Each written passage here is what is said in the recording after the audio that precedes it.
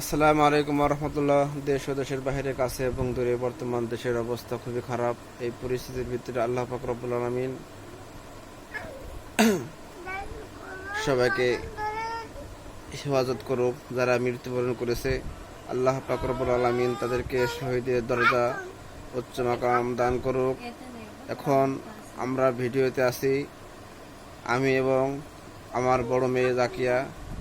সবাই আমাদের জন্য দোয়া করবেন এবং আপনারা দেশের ভিতরে কেউ কোনো প্রকারের বিশৃঙ্খলা সৃষ্টি করবেন না। আপনারা জ্বালাও পোড়াও এগুলো বন্ধ করুন। এর দ্বারা দেশের এবং দেশের জনগণের ক্ষতি হচ্ছে। এর জন্য আল্লাহ পাকের ফয়সালা যেটা ছিল সেটা হয়ে গেছে। এটা আপনার ক্ষমতা নয়, স্বয়ং আল্লাহ পাক রব্বুল আলামিনের ক্ষমতায় হয়েছে। এই কথার উপর আকীদা রেখে আমরা সামনের দিনগুলো ভালোভাবে পার করব। আসসালামু আলাইকুম ওয়া রাহমাতুল্লাহ।